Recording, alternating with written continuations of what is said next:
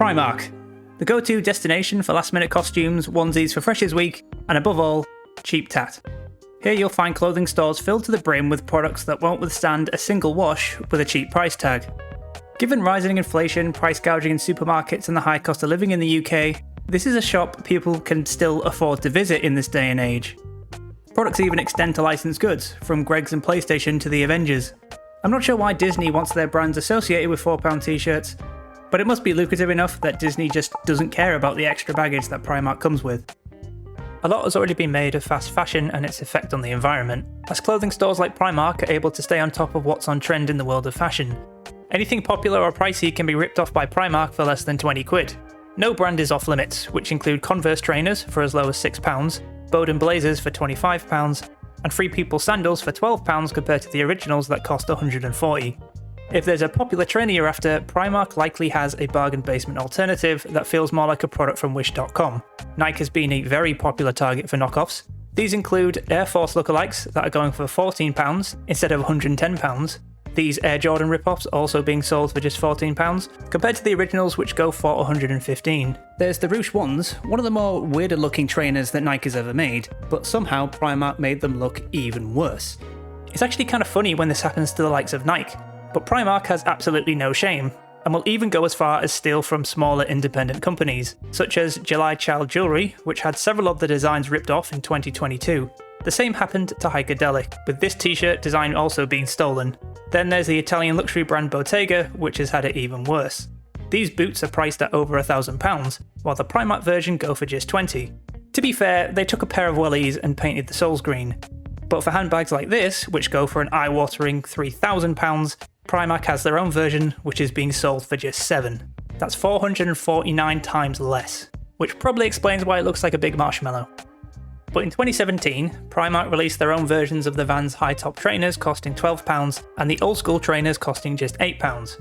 At a glance, it's clear to see there's no coincidence. They include the same distinctive shape for each, as well as the colouring, stitching, white laces, waffle soles, and of course the white stripe that's been a signature of Vans shoes. So in response, Vans sued Primark in 2019 for selling intentional copies of their products. According to Vans, the stripe with the distinctive colouring is a trademark of their brand, plus the names of each trainer were very similar. Primark had the absolute cheek to say they had done nothing wrong, vowing to fight the lawsuit. As of right now, I'm yet to find out the result of this, and I'm assuming it's just ongoing. This Economist article from 2013 sums Primark up perfectly, as it reads, Primark has an irresistible offer, trendy clothing at astonishingly low prices. The result is a new and even faster kind of fashion which encourages consumers to buy heaps of items, discard them after a few wears, and then come back for another batch of new outfits. As the quality of each garment is so bad they will lose its shape and colour after just a few washes. They want you to bin them and buy more.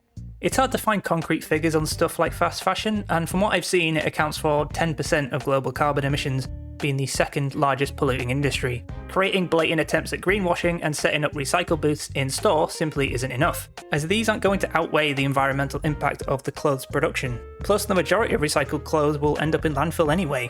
Charity shops and thrift stores are back in fashion for people looking for hidden gems, but the chances of finding Primark clothing at a second-hand store seem very slim.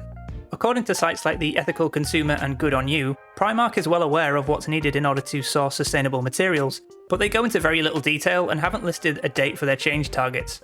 In order to make such cheap clothing, Primark needs cheap overseas labour, but the cost cutting even extends to their own shop staff. In 2017, Primark failed to pay a legal minimum wage to 10,000 of their workers. They also deducted pay from staff salaries to pay for their own uniforms. This is a fairly normal working practice, but doing this pushed workers' wages to below the minimum wage in the UK. There have been several claims of notes being found in Primark's clothing. These incidents first popped up in June 2013 and June 2014 in the UK. In both of these cases, they were most likely hoaxes, but they also come across as very targeted protests towards high street brands, with notes referencing degrading working conditions and 15-hour days. Charity War and Want published the Fashion Victims Report in 2006, calling out several UK retailers like Primark, Asda and Tesco for their poor working conditions in factories in Bangladesh. Primark joined the charity called Ethical Trading Initiative in the same year, which aimed to improve ethical issues within the supply chain, but 2 years later a follow-up report was published which found that very little had changed. Outsourcing production to less developed nations is a popular strategy that dozens upon dozens of global brands use to reduce their overheads and manufacturing costs. So with factories on the other side of the world, poor working conditions are a common theme, but in this case, workers are even put in danger. In April 2013, a factory that manufactured clothing for the likes of Primark, Matalan, Zara, Mango and Benetton collapsed with the workforce still inside. A building that was a ticking time bomb. Before the factory collapsed, the head of Bangladesh's Fire Service and Civil Defence said the upper 4 floors were built without a permit. And according to Rana Plaza's architect, the entire building was meant to house shops and offices, meaning the building was designed for desks and shelves, not heavy machinery that would be vibrating constantly when in use. This mirrors another disaster of the Sampoong Mall in South Korea. A building initially designed with 4 floors, but a 5th was added during construction, and the building's design wasn't updated to take the extra weight into account. Unsurprisingly, it collapsed.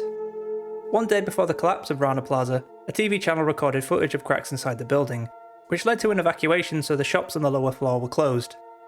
According to the builder's owner, Sohail Rana, the building was absolutely safe. So managers of the manufacturing company went as far to threaten workers with losing a month's pay if they didn't turn up to work the following day. On the morning of the 24th of April 2013, she was working here for a company that made clothes for major international retail brands when the walls of the factory crumbled around her. She was eventually dragged from the rubble along with more than 2,000 mostly garment workers.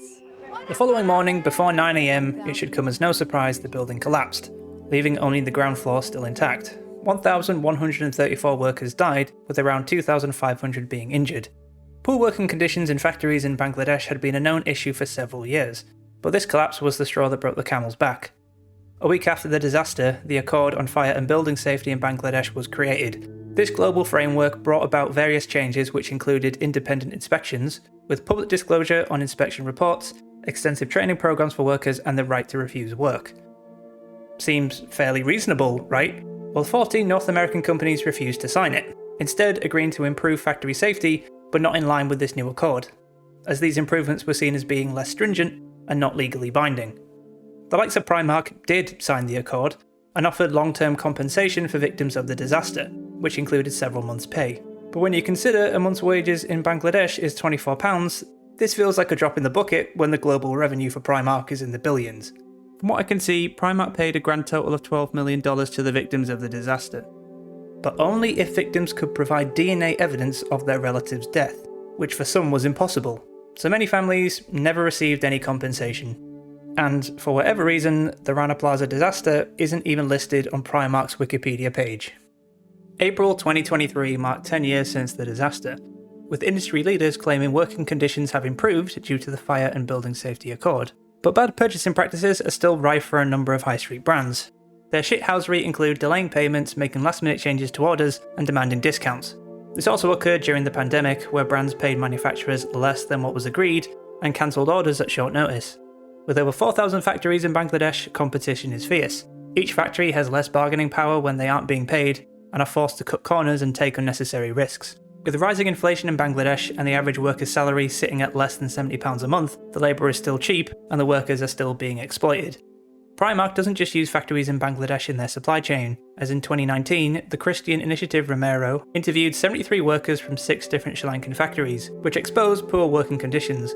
According to Primark, 3 out of the 6 factories in this report weren't actual suppliers, but the report found that workers were involved in 59-hour weeks, being paid wages of €73 a week, unpaid overtime, and getting skin problems from handling chemicals used during production. Since Rana Plaza, the company audits factories to ensure that they are meeting their requirements, but this doesn't seem to be enough if factories like this still exist in the supply chain.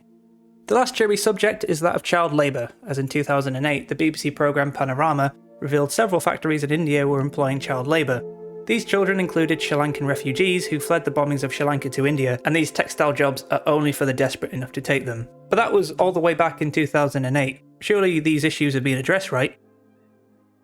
I mentioned a quote where Primark was described as having an irresistible offering, that being trendy clothes at cheap prices. So if you want the latest items of clothing, say, made more ethically, what's the alternative? Perhaps one of the most well-known examples of ethical clothing brands is Patagonia, who've made a commitment to reduce its environmental impact, particularly through the use of recycling clothes, as a high proportion of their clothing are made from recycled fabrics. Patagonia have discouraged customers from purchasing too many products and ran a campaign with the tagline, "Don't buy this jacket." The likes of labour conditions, animal welfare and environmental impact The brand has made efforts to be more ethical and reduce its carbon footprint, but Patagonia have acknowledged that they're still part of the problem. While this is all well and, good, the clothing doesn't come cheap. If you want a plain t-shirt from Patagonia, this costs £40 in the UK, compared to Primark, where a plain t-shirt is £2.50. That is less. A lot less. For prices this low, I can see why Primark's offering is described as irresistible. As of right now, there are plenty of ethical clothing brands that aim to reduce their carbon footprint and avoid the use of sweatshops. But like Patagonia, they also come at a premium. I don't want this video to be preachy and have everyone resort to minimalism. It's worth pointing out that Primark isn't the only retailer with these issues, but it does seem to be the one with the most issues. In this case, think before you buy is the least we could do. And in case you were wondering, Primark sales increased by over 20% following the Rana Plaza disaster.